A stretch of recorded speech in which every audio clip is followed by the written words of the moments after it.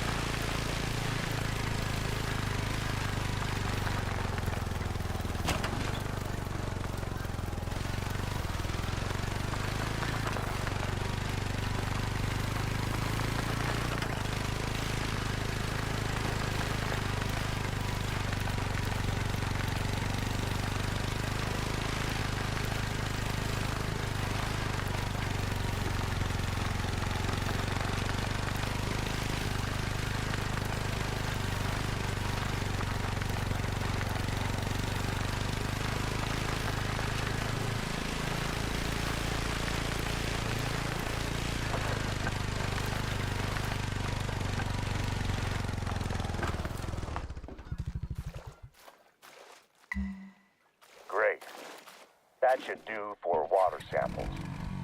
Next up, I need you to find me some animal droppings in this region. The Muskeg is a hotbed of animal activity, so you should find droppings quite easily.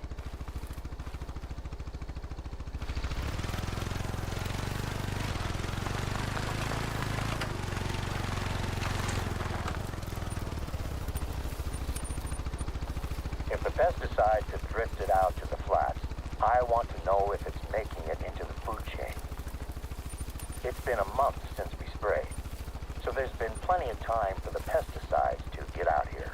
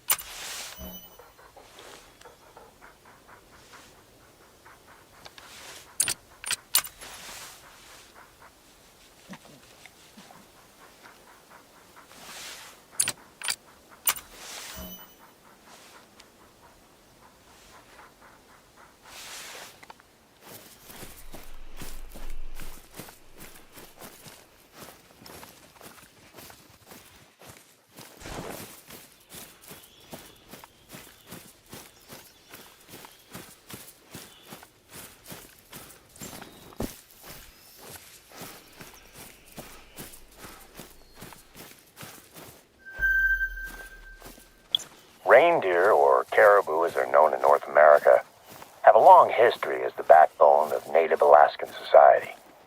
The Gwich'in tribe have always harvested caribou to provide food, tools, and clothing. The herds are a fraction of their former size nowadays. Not many non-natives get to hunt them. That's what we're looking for. Perfect. Could you find a sample from a different species as well? It's better to grab a larger sample size while you're already there in the field.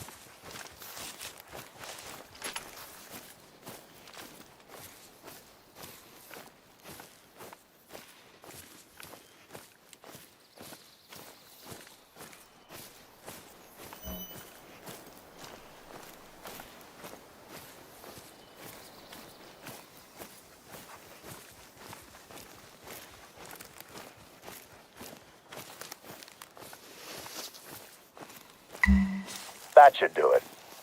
Now we'll be able to tell if anything larger than a fly is ingesting chemicals that we should be worried about. It's hard work wading through the muskeg, huh? I have a spot where you can drop the samples off, and I can easily pick them up. Oh, I just remembered. I've been speaking with my wife about the work you've been doing, and she mentioned a few tasks that she has on her plate that I think you could help her with. I gave her your number, so expect to hear from her. She's working on some very important studies at the moment. Hang on a second. I'm getting a call.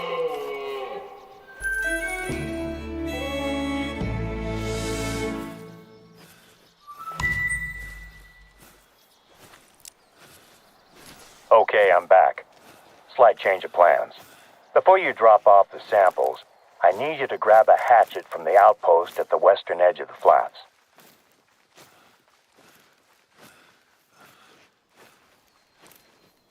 We have a bit of a situation out in the northwest corner of the reserve, and you're perfectly placed to take care of it. It looks like storms have weakened the roots of a tree, which is about to collapse onto the train tracks. Let me know when you grab the hatchet.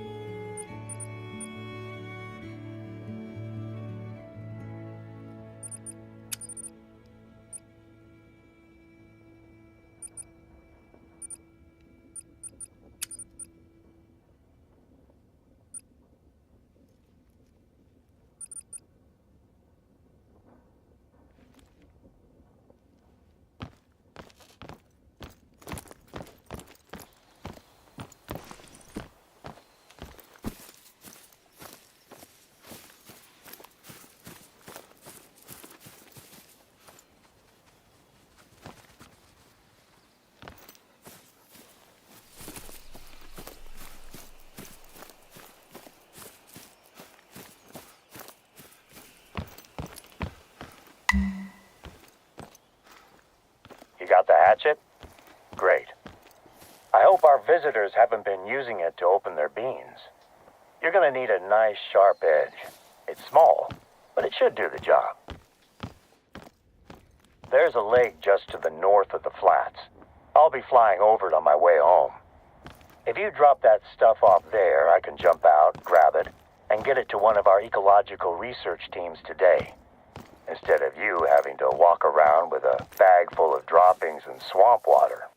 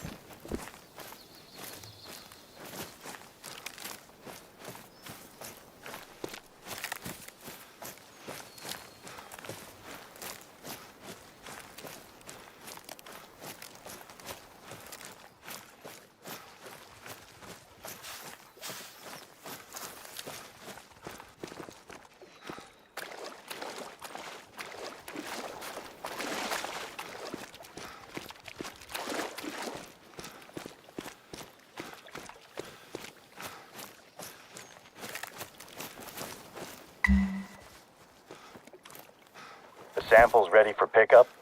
Fantastic. I'll be over that way as soon as I can. I really appreciate the assistance. Hunting for droppings and wading into swamp water might not be glamorous or exciting, but it's part of a massive effort to maintain the balance of life out here. It makes a big difference.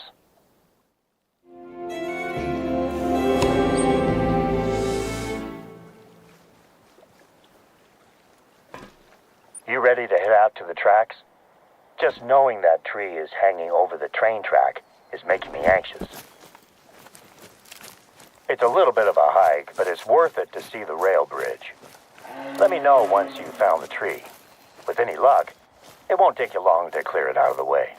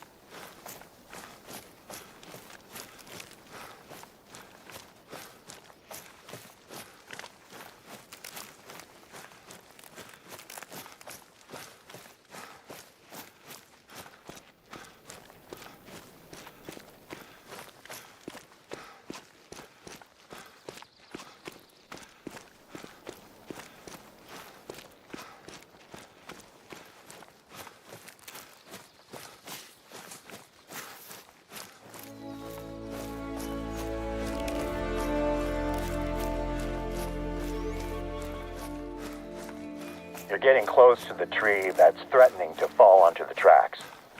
I'm guessing it was loosened in a recent storm. Yukon Valley tends to get a few lightning storms each summer, but we do a thorough job of preparing. So we only saw a couple of small fires that went out on their own. Some of my team are still recording the after effects of the storms. I've heard reports of huge trees with deep roots that are now at precarious angles and might need to be cut down. We're lucky to have such isolated incidents. Other reserves have reported landslides. I've only ever seen one landslide in person, and that was from the air. Even from up there, it was a shocking display of natural force. It was all I could do to land the plane before the storm overtook me.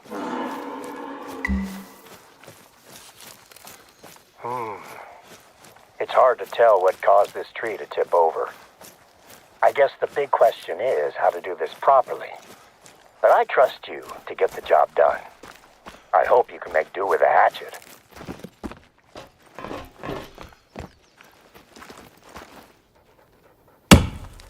Great work out there.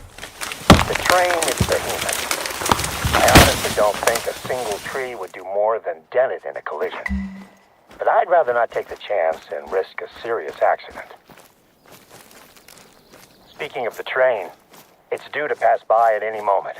I'd stay clear of the tracks if I were you. Keeping that railroad open is a big responsibility for us. Not only is it essential for a lot of trade out here, but the bridge brings tourists in from all over the place. I'd like a good picture of the bridge, one that we can put on our website.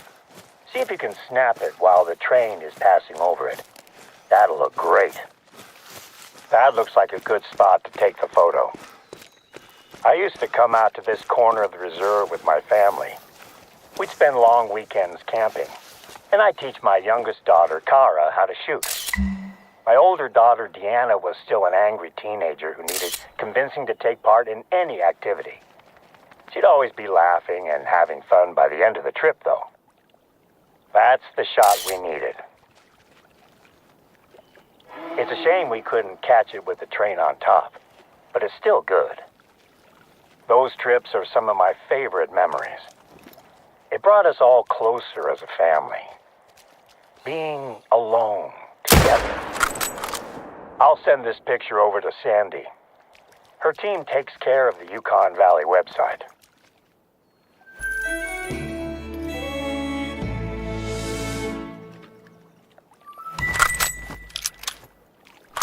Next up, head over to an outpost that we're replacing. Not too far from where you are just now. The cabin was lost in the Teton forest fire 2 years ago, and we're in the process of replacing it with a temporary trailer, equipped with some more modern facilities.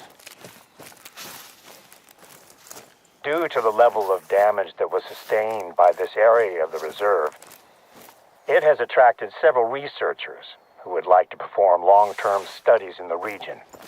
The Teton Forest will host our first research outpost trial. Oh, and in case you were unaware, Teton is a native word for wolf. The fire destroyed part of the forest, but the wolves are still out there. I'd make sure you keep your rifle fully loaded at all times while you're in wolf country. I look forward to your call when you find the outpost.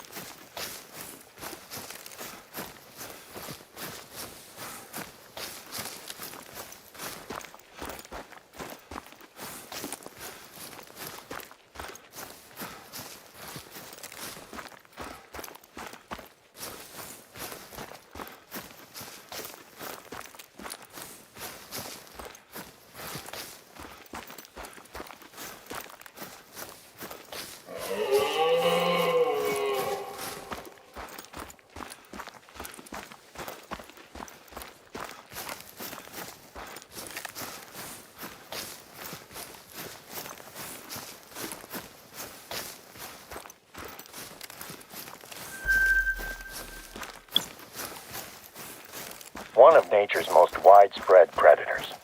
Red foxes are an invasive species that thrive out here at Yukon Valley. They're doing so well, in fact, that they are destabilizing the local ecology. We need to keep a hard cap on their numbers, so I encourage hunting them, if you get the chance.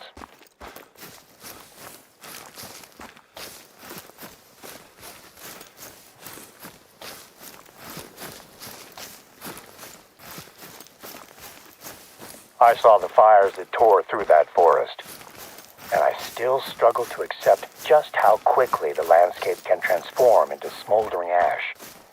Believe it or not, we got lucky. It could have been a lot worse. Maybe lucky isn't the right word. We lost too much.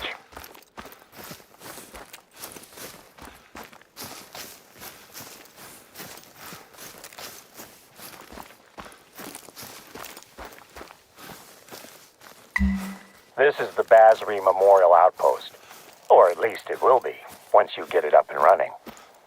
Ranger Crawford has left the supplies that we need for the finishing touches. He was going to set it up himself, but his wife went into labor just as he got here, so he had to rush back to town. The workstations look like they're ready to go.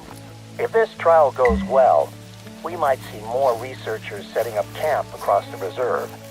For now, though, let's get things powered up. The supplies will include fuel for the generator. Just stick a little fuel in the generator and fire it up. And we're in business. Good. I'll let our researchers know they're welcome to visit when they're ready. Of course, you can sleep here and restock your supplies, just like any other outpost.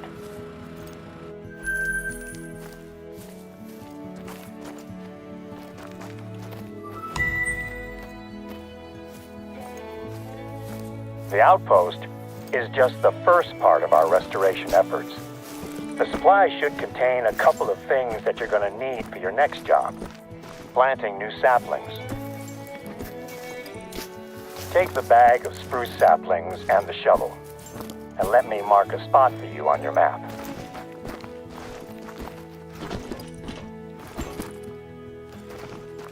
It's a tough road ahead for this part of the reserve. The fire burnt away a huge chunk of the forest, but with any luck, a program of replanting will gradually bring life back. I hope to see it happen in my lifetime.